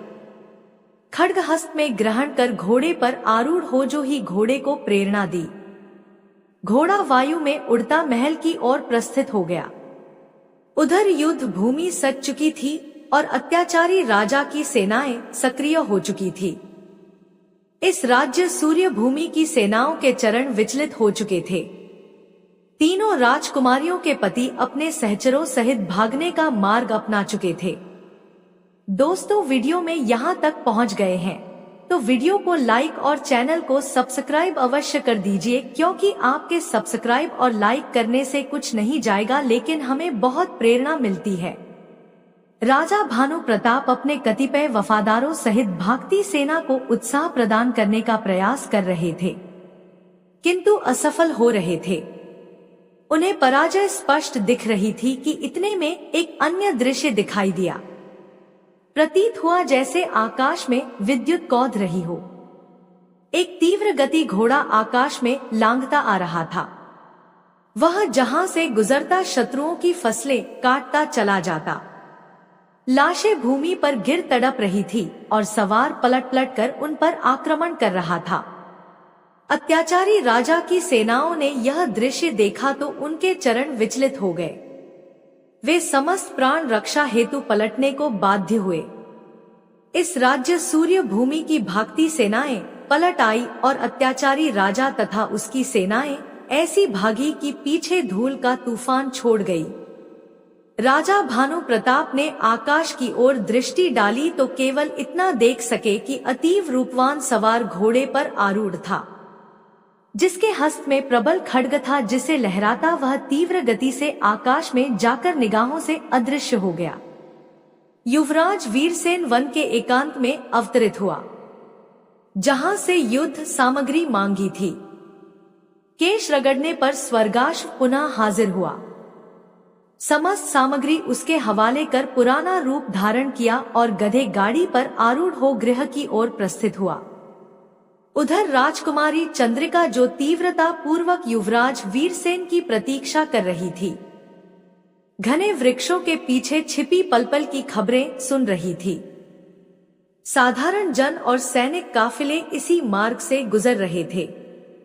विजय के समाचार मिल रहे थे और साथ ही एक विचित्र सहायता का उल्लेख भी। कोई कहता वह क्या उड़न घोड़ा था और क्या उस पर सवार राजकुमार। उसके हस्त में ऐसा खड़ग था जो शत्रु सेनाओं की गर्दनें काट रहा था। वह न होता तो हमारी सेना का उत्साह भंग हो चुका होता। ज्ञात नहीं वह कौन था और कहां से आया। विजय पश्चात नेत्रों ने केवल इतना देखा कि वह आकाश के पार कहीं लुप्त हो गया। अनजाने में राजकुमारी चंद्रिका को अनुमान हुआ कि हो ना हो यह मेरा ही स्वर्णकार मणिकांत सेवक होगा। वह हृदय में उसी को उड़न घोड़े पर सवार देख रही थी कि इतने में स्वर्णकार मणिकांत सेवक को गधे गाड़ी सहित आते देखा, किंतु प्रतीत हुआ जैसे वह उड़न घोड़े पर आ रहा हो। समीप आकर युवराज वीरसेन ने विजय का हर्षवर्धक समाचार सुनाया और ईश्वर का शुक्रगान करने को कहा। राजकुमारी चंद्रिका ने उत्सुकता पूर्वक कहा, आखिर तुम बताते क्यों नहीं कि तुम कौन हो। स्वर्णकार मणिकांत सेवक का उत्तर वही था, मैं वही स्वर्णकार मणिकांत का सेवक हूँ जिसे तुम 2 मुद्राएं दिया करती थी। यह सुनकर उसके समस्त स्वप्न भंग हो जाते और वह विचार करती कि संभवतः वह सत्य ही कहता है। अब इस राज्य धर्मपुर के राजा धर्मपाल की भी कथा सुने। जिस राज्य धर्मपुर का युवराज वीरसेन था, वहां का राजा धर्मपाल युवराज वीरसेन के इस प्रकार अदृश्य हो जाने पर अत्यंत उदास था। उसकी स्वास्थ्य दिनोदिन क्षीण हो रही थी। वह यही विचार करता कि यदि वह मृत्यु को प्राप्त हुआ तो सिंहासन का वारिस कौन होगा। द्वितीय पत्नी रानी कालिका से भी कोई संतान न थी। उसे संदेह भी होने लगा कि संभवतः द्वितीय पत्नी रानी कालिका ने ही ऐसा परिवेश निर्मित किया कि मेरा पुत्र युवराज वीरसेन मुझसे विमुख हो गया। यह संदेह तब हुआ जब शाही वैद्य सुवर्ण ने व्याधि का उपचार घोड़े श्रावक के हृदय का घोषित किया था। श्रावक और युवराज वीरसेन के अदृश्य होने पश्चात उसने देखा कि पत्नी रानी कालिका को कुछ न हुआ, अपितु वह और स्वास्थ्य पूर्ण प्रतीत होने लगी। वैद्य सुवर्ण से पत्नी रानी कालिका की स्वास्थ्य कारण पूछने पर उसने केवल इतना कहा, ईश्वर की इच्छा के समक्ष कौन क्या कह सकता है। उसके उत्तर से राजा धर्मपाल संतुष्ट न हुए, किंतु संदेह का इजहार न किया। एक दिन राजा धर्मपाल को पुत्र युवराज वीरसेन की तीव्र स्मृति सताने लगी तो दरबार प्रस्थान के स्थान पर महल में इधर उधर विहार करने लगा। विहारते विहारते तहखाने का स्मरण आया, जहां प्रथम पत्नी और पुत्र युवराज वीरसेन की अनेक स्मृति चिन्ह रखे थे। उसने विचार किया, क्यों ना आज इन चिन्हों को देखकर हृदय बहलाऊं। वह प्रथम पत्नी के कक्ष की ओर चला। तहखाने का गुप्त मार्ग उसी से जाता था। कक्ष प्रवेश पर वह देखकर विस्मित हुआ कि पत्नी रानी कालिका उपस्थित ना थी। समस्त महल में भी ना दिखी तो वह कहाँ है। वह यह सोच ही रहा था कि तहखाने का मार्ग उद्घटित दिखा। वह धीरे धीरे तहखाने में उतरता चला गया। इतनी धीमे उतरा कि द्वितीय पत्नी रानी कालिका को उसके आगमन की आहट तक ना सुनाई दी। राजा धर्मपाल और अधिक विस्मित तब हुआ जब पत्नी रानी कालिका की दासी कमलिका को एक आसन पर बद्ध देखा। राजा धर्मपाल की पत्नी रानी कालिका उस पर झुकी थी और दोनों का मुख उसकी ओर ना था। राजा धर्मपाल ने अत्यंत आश्चर्य से यह दृश्य देखा और शीघ्र एक प्रबल अलमारी की आड़ में छिप गया। उसे पत्नी रानी कालिका और दासी कमलिका की वाणी स्पष्ट सुनाई दे रही थी। रानी कालिका पूछ रही थी, आखिर मेरा क्या दोष है जो आप मुझे सहार के इरादे से तहखाने में लाई हैं? सहार का इरादा। यह सुनकर राजा धर्मपाल के कर्ण खड़े हो गए। उसने सावधानी से झांका तो रानी कालिका के हस्त में उद्घटित खंजर दिखा। रानी कालिका ने कहा, तेरा सहार इसलिए आवश्यक है कि तू मेरी सखी है। यदि तू राजा धर्मपाल के हाथ लग गई तो महल में तूफान खड़ा हो जाएगा और मेरी गर्दन उड़ जाएगी। दासी कमलिका बोली, मैं ही आपकी निष्ठा में द्वितीय बार युवराज वीरसेन को विषपान हेतु राजी हुई थी।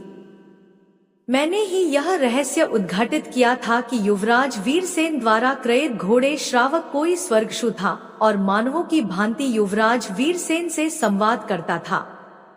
मैंने ही विषपान की विफलता पश्चात श्रावक को नष्ट करने की चेष्टा बताई थी और यह भी कि युवराज वीरसेन पिता राजा धर्मपाल को कष्ट न पहुंचाना चाहता और जानता है कि आप रानी कालिका से असीम प्रेम करते हैं।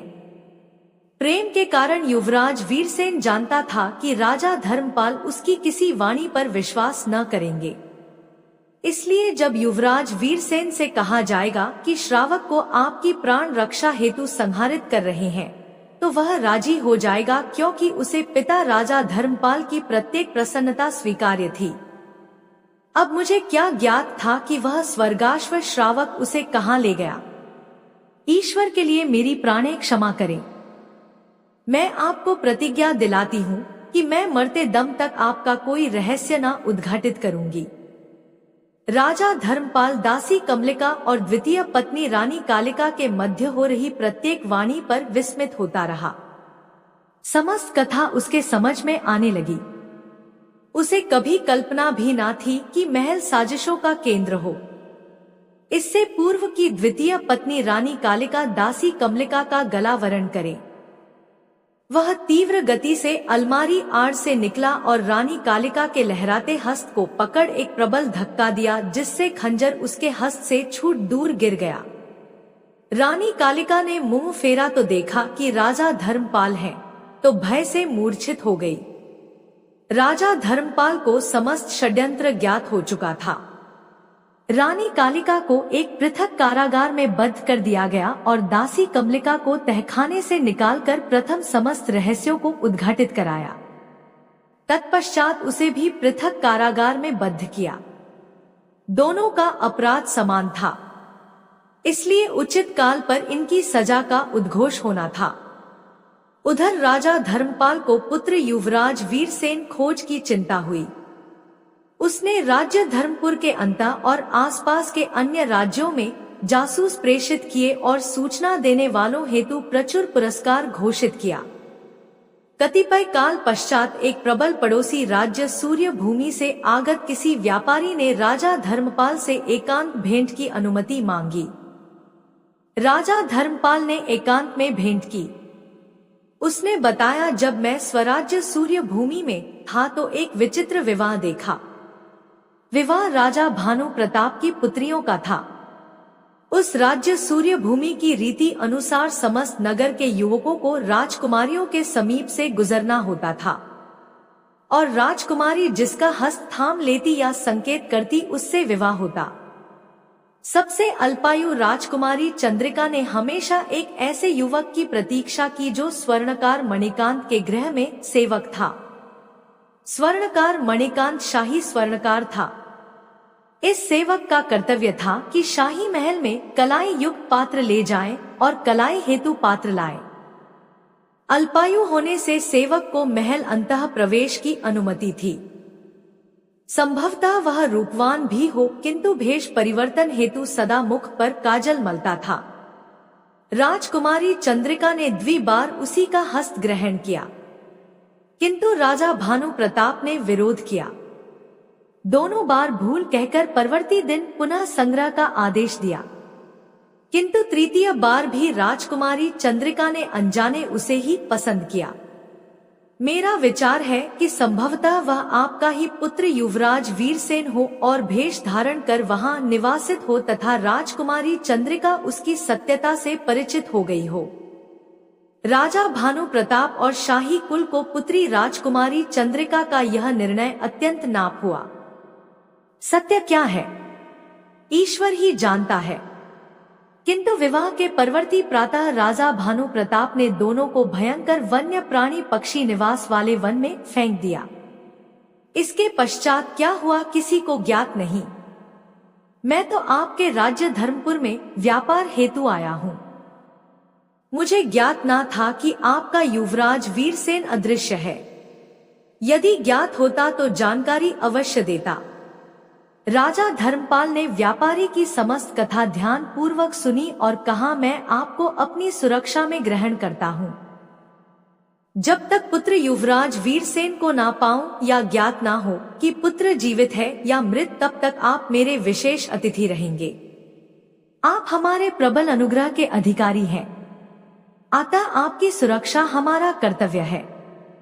परवर्ती दिन राजा धर्मपाल ने कतिपय विश्वसनीय जासूसों को सत्य जानने हेतु प्रेषित किया कि वे बताइयों कि स्वर्णकार मणिकांत का सेवक वास्तव में क्या था और अब उसकी दशा क्या है। कतिपय दिवसों पश्चात जासूसों ने सूचना दी कि स्वर्णकार मणिकांत का सेवक जिस राज्य सूर्य भूमि में कार्य करता था उसका निवासी न था। स्वर्णकार मणिकांत ने भी कहा कि उसे ज्ञात नहीं कि वह कहां से आया था। वह परिश्रमी और अतीव बुद्धिमान युवक था। वह महल आता जाता था और राजा भानु प्रताप की सबसे अल्पपुत्री राजकुमारी चंद्रिका उसे पसंद करने लगी थी। वह चाहती थी कि मुख पर काजल मलने के स्थान पर स्नान शुद्धि कर उत्तम वस्त्र धारण कराए। इसलिए स्वर्ण मुद्राएं भी देती थी ताकि वस्त्र क्रय में कठिनाई ना हो, किंतु वह सदा उसी रूप में आता जाता था। रीति अनुसार राजकुमारी चंद्रिका ने तृतीय बार उसे पसंद किया तो राजा भानु प्रताप ने विवाह तो किया, किंतु वन में फेंक दिया। इसके पश्चात क्या हुआ उसे भी ज्ञात नहीं। राजा धर्मपाल को यह समस्त जानकारी प्राप्त हुई तो उसने सेना को हमले हेतु तत्पर होने का आदेश दिया। उधर जिस राज्य सूर्य भूमि में युवराज वीरसेन निवास कर रहा था, उसे और राजकुमारी चंद्रिका को भी प्रबल आक्रमण की सूचना मिल चुकी थी। राजकुमारी चंद्रिका को क्या ज्ञात था कि आक्रमणकारी सेना स्वयं उसके पति युवराज वीरसेन के राज्य धर्मपुर के राजा धर्मपाल की है। वह अत्यधिक व्याकुल रहने लगी, क्योंकि जानती थी कि आक्रमणकारी सेना और राजा धर्मपाल अतिव शक्तिशाली है।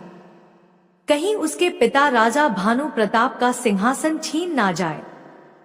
अपनी व्याकुलता राजकुमारी चंद्रिका ने स्वर्णकार मणिकांत सेवक से कही। युवराज वीरसेन ने कहा, मैं एकाकी क्या कर सकता हूँ। जिस प्रकार ईश्वर ने प्रत्येक बार मार्ग निकाला, अब भी कोई हल निकलेगा। राजकुमारी चंद्रिका बोली, राजा धर्मपाल से भेंट कर सहायता का आश्वासन तो दिलाया जा सकता है। यह सुनकर युवराज वीरसेन ने कहा, तुम निराश ना हो, कुछ ना कुछ तो करना पड़ेगा। युवराज वीरसेन को ज्ञात था कि आक्रमणकारी राज्य स्वयं उसका राज्य धर्मपुर है। उसने विचार किया कि राजा धर्मपाल को महल की साजिशों का निश्चय ज्ञान हो गया होगा, किसी न किसी रूप से ज्ञात हो गया होगा कि मैं स्वर्णकार मणिकांत सेवक कौन हूँ और कहाँ हूँ। संभवतः अब यही काल है जब मुझे सत्य राजा धर्मपाल के समक्ष उद्घाटित करना चाहिए। इसी दशा में उसे निद्रा आ गई। निद्रावस्था में माता ने आज्ञा दी कि जब तुम्हारा पिता राजा धर्मपाल युद्ध हेतु कठोर तैयारी कर रहा हो तो तुम उसके साथ खड़े हो। पूर्ण सत्य ना बताना और यहाँ के राजा भानु प्रताप की कृपाओं का ही वर्णन करना, ताकि प्रबल रक्तपात से दोनों राज्य बचे। शेष तुम पर छोड़ा जाता है ताकि अवसर अनुसार निर्णय लो।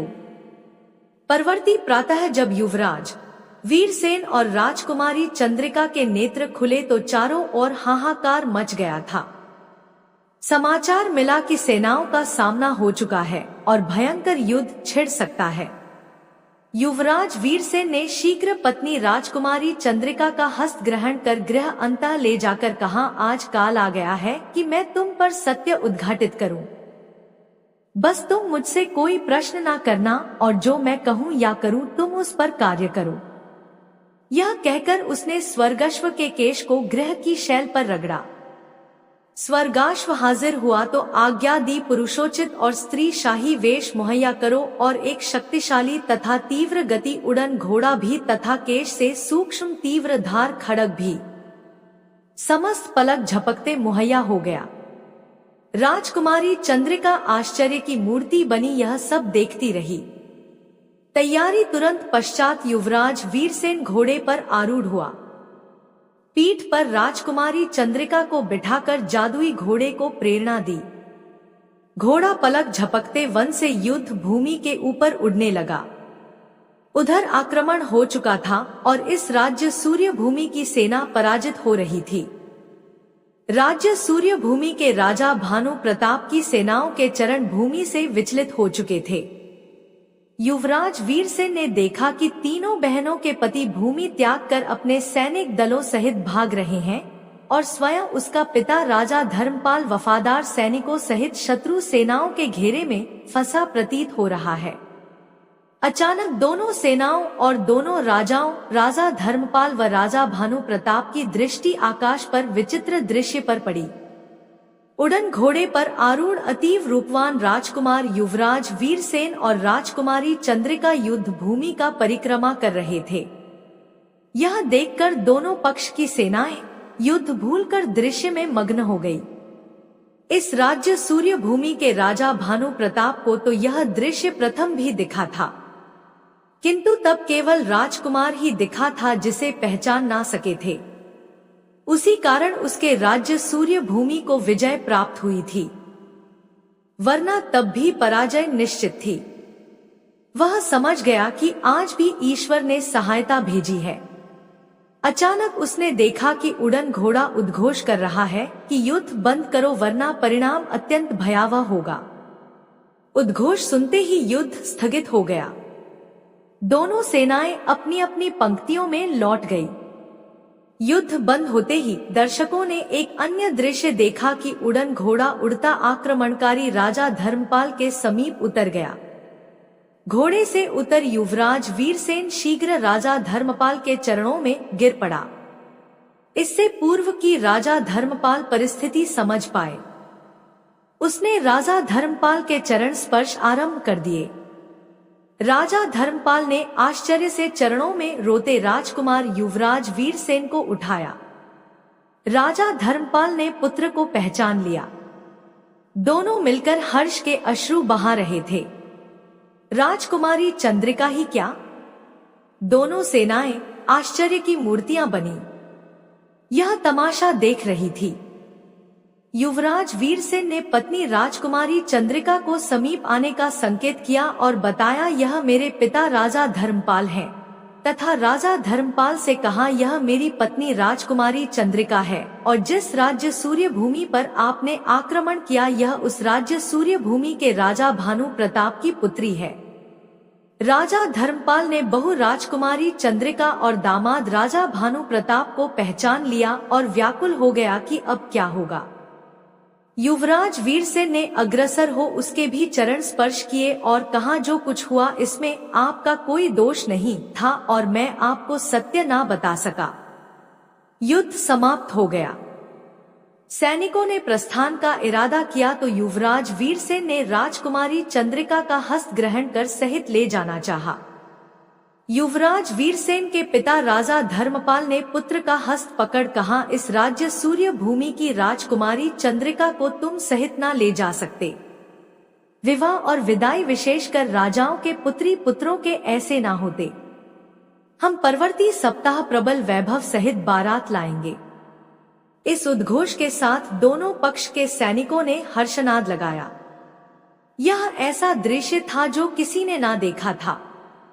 दोनों राज्यों धर्मपुर सूर्य भूमि में एक सप्ताह तक विवाह मंडप सजते रहे।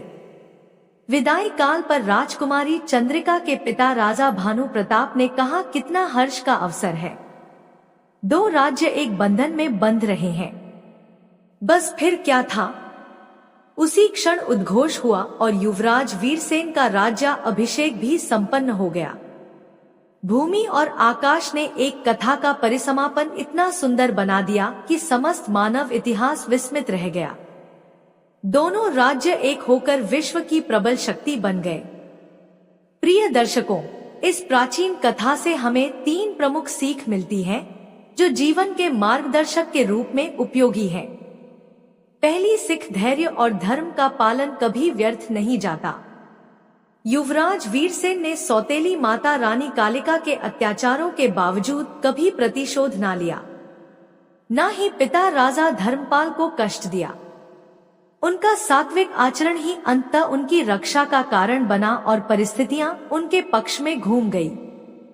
सीख, कठिनाइयों में धैर्य रखें, अधर्म का मार्ग ना अपनाएं, काल स्वयं न्याय करता है।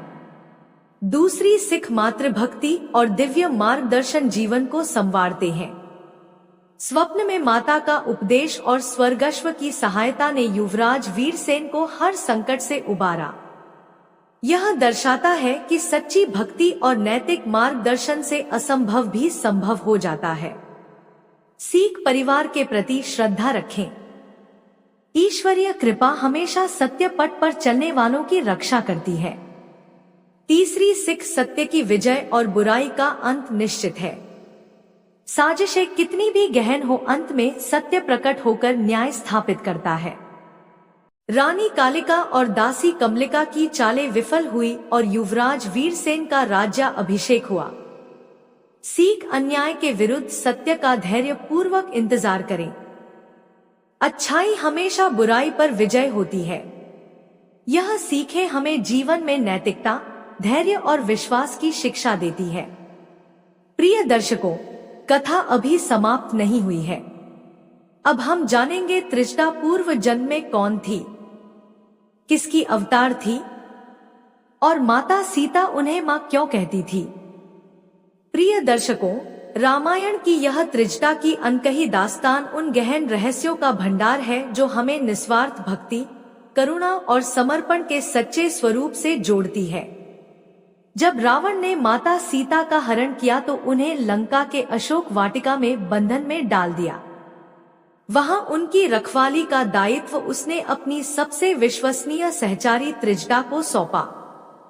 त्रिजटा राक्षस कुल की थी, लेकिन उनका हृदय देवी की भांति कोमल और स्नेहपूर्ण था। उन्होंने सीता माता की सेवा इतनी निष्ठा पूर्वक की जैसे अपनी संतान की कर रहे हो। ना कभी कठोर शब्द कहा, ना कोई कष्ट पहुंचाया। उल्टे वे सीता माता के दुखों को अपने आंसुओं की बूंदों से धोया करती। यही कारण था कि माता सीता जो धरती माता की गोद से प्रकट हुई, त्रिजटा को स्नेह से भरा मां कहकर आवाज देती। रावण ने उन्हें इस भूमिका के लिए चुना क्योंकि वे न केवल वफादार थी बल्कि राक्षस परंपराओं में भी सबसे संयमित और संतुलित स्वभाव की। लेकिन इसकी जड़ें उनके पूर्वजन्म की एक दिव्य लीला से जुड़ी है। आइए इस कहानी को गहराई से समझें और ग्रहण करें। बहुत प्राचीन काल में इंद्रलोक के सभागार में एक अप्सरा निवास करती थी जिनका नाम सुलेखा था। वे अप्रतिम सौंदर्य की धनी थी और नृत्य विद्या में निपुण। सुलेखा का हृदय चित्रसेन नामक गंधर्व पर आकर्षित हो गया। दोनों इंद्रदेव के राजसभा में एक साथ नाचते अपनी मनमोहक अंगड़ाइयों से सभी को वशीभूत कर लेते। एक बार नृत्य मुग्ध अवस्था में सुलेखा के मन में अचानक एक अजीब सी बेचैनी उतर आई। उन्हें प्रतीत हुआ कि चित्रसेन से उनका बिछो बस आ ही गया है। आंसू बह निकले और पूरा सभा कक्ष शोक की छाया में डूब गया। तभी नारद मुनि वहां पहुंचे। उन्होंने सुलेखा को सांत्वना दी। सुलेखा, उदास ना हो। जो घटना घटने वाली है वह तुम्हारे कल्याण के लिए ही होगी। सुलेखा ने चिंतित स्वर में प्रश्न किया, महर्षि, मेरे अंतर्मन में यह अशांति क्यों उमड़ रही है? क्या कोई संकट मेरी ओर बढ़ रहा है? नारद जी ने हल्के हास्य के साथ जवाब दिया, भविष्य के रहस्य वर्तमान में खुलते नहीं, चिंता त्याग दो। किंतु यह उत्तर सुलेखा के मन को और व्याकुल बना गया। कुछ ही दिनों बाद चित्रसेन सुलेखा को इंद्र की अनुमति लेकर पृथ्वी पर विहार करने चले। यहाँ की हरी भरी वादियां और झरनों की मधुर ध्वनि ने सुलेखा को मंत्रमुग्ध कर दिया। एक मनोहर जल प्रवाह देखकर उन्होंने स्नान की इच्छा जताई। चित्रसेन सहमत हो गए और दोनों जल में उतर पड़े। हंसते खेलते एक दूसरे पर पानी की बौछारें उछालते हुए वे आनंद के सागर में खो गए। लेकिन पास ही एक पत्थर पर दुर्वासा ऋषि गहन ध्यान में लीन थे। लगातार गिरती जल की बूंदें उनके शरीर पर पड़ रही थी, जो उनकी तपस्या को भंग कर रही थी। सुलेखा और चित्रसेन इस ओर बेक पर थे, अपनी उल्लासपूर्ण लीला में मग्न। आखिरकार दुर्वासा ऋषि का क्रोध भड़क उठा। उन्होंने आंखें खोली और कठोर स्वर में कहा, अप्सरा, यहां से प्रस्थान करो। तुम्हारी यह शरारत मेरी साधना में बाधा बन रही है। लेकिन सुलेखा ने उनकी बात को अनसुना कर दिया, बल्कि अभिमान से उत्तर दिया। यह देखकर दुर्वासा ऋषि, जो ऋषियों में सबसे उग्र स्वभाव के हैं, तप्त क्रोध से भर उठे। उन्होंने अभिशाप दिया, तुम शीघ्र ही इस सुंदर देह को त्यागोगी। तुम्हारा अगला जन्म राक्षस कुल में होगा, जहां तुम्हारी प्रवृत्ति राक्षसी हो जाएगी। अभिशाप सुनकर सुलेखा के पैर कांपने लगे। चित्रसेन ने ऋषि के चरण पकड़े क्षमा याचना की। सुलेखा को अपनी भूल का बोध हो गया। वे सिसकते हुए दुर्वासा जी के पैरों पर गिर पड़ी। ऋषि का हृदय पिघल गया। उन्होंने कहा, अभिशाप तो अपरिवर्तनीय है, लेकिन मैं वरदान देता हूँ, उस जन्म में तुम्हें स्वयं भगवान विष्णु और माता लक्ष्मी के दर्शन प्राप्त होंगे। लक्ष्मी के स्वरूप की उपासना से तुम राक्षस शरीर से मुक्त हो जाओगी। ठीक वैसा ही घटित हुआ। धरती पर माली नामक एक राक्षस रहता था। उसकी पत्नी कंचुकेसी हरि भक्ति में लीन रहती। एक बार उन्होंने ऋषि विश्वश्रवा को प्रसन्न किया जो रावण के पिता थे। दोनों के बीच प्रेम जागा और वे गृहस्थ जीवन में बंध गए। कुछ समय बाद कंचुकेसी को एक कन्या प्राप्त हुई। त्रिजटा, कई पुराणों में त्रिजटा को रावण की सौतेली बहन भी कहा गया है, क्योंकि विश्वश्रवा का कैकसी से विवाह होने पर रावण का जन्म हुआ था। दुर्वासा ऋषि के अभिशाप वरदान के प्रभाव से त्रिजटा का राक्षस जन्म हुआ, लेकिन लक्ष्मी रूपी सीता माता की सेवा का पुण्य उन्हें मिला। लंका में त्रिजटा ने अपना कर्तव्य निभाया। रावण के विनाश के पश्चात जब माता सीता पुष्पक विमान पर प्रभु राम से मिलने के लिए उड़ान भर रही थी तो त्रिजटा ने उन्हें फूलों और आभूषणों से अलंकृत किया। विमान पर विभीषण, जो त्रिजटा के पिता थे, उनकी माता का नाम शर्मा था, ने श्री राम से कहा, है प्रभु, यह त्रिजटा है मेरी पुत्री। सीता माता ने इशारा करते हुए कहा, यह मेरी माँ त्रिजटा है। राम जी प्रसन्न हुए। विभीषण ने एक जिज्ञासा व्यक्त की, स्वामी, पाताल लोक में अहिरावण के पास पहुंचकर आप मौन क्यों हो गए? उन राक्षसों का नाश क्यों ना किया? राम जी मुस्कुराए। विभीषण, ब्रह्मा जी ने पूर्व ही निर्धारित कर दिया था कि उनका अंत हनुमान से होगा। मैंने मारुति का इंतजार किया ताकि जगत उनके वीर्य को जान ले, अन्यथा मैं तो उन्हें एक ओम से ही समाप्त कर देता। हनुमान जी ने विनम्रता से कहा, प्रभु, आपकी लीलाएं अपार है। सेतु बंधन के समय आपने मेरी पूंछ काटी, शिवलिंग स्थापना कराई। सब मेरी शक्ति को प्रकट करने हेतु इस संवाद से सभी के मन गीले हो गए। राम जी ने त्रिजटा को वरदान दिया।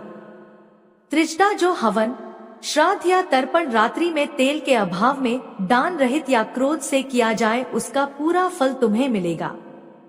वैशाख, कार्तिक और चैत्र मास के प्रथम 3 दिनों में स्नान करने वालों का पुण्य तुम्हें प्राप्त होगा। सीता माता ने भी अपनी कृपा उंडेली। त्रिजटा ने कुछ समय तक लंका में विभीषण की सेवा की, फिर काशी की ओर प्रस्थान किया। वहां उन्होंने देह त्यागी और मुक्ति प्राप्त की। आज भी काशी में त्रिजटा माता का एक विशाल मंदिर विद्यमान है, जहां भक्त उनकी दया का आशीर्वाद लेते हैं। इस प्रकार भक्ति की शक्ति से त्रिजटा इंद्रलोक लौट आई, सुलेखा रूप में।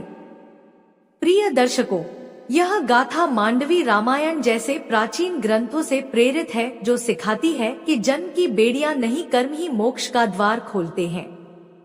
रावण जैसे विद्वान को भी ज्ञात था कि राम के हाथों उसका अंत तय है, इसलिए उसने सीता माता को कभी स्पर्श ना किया, बल्कि पुत्री तुल्य त्रिजटा को उनकी देखभाल सौंपी।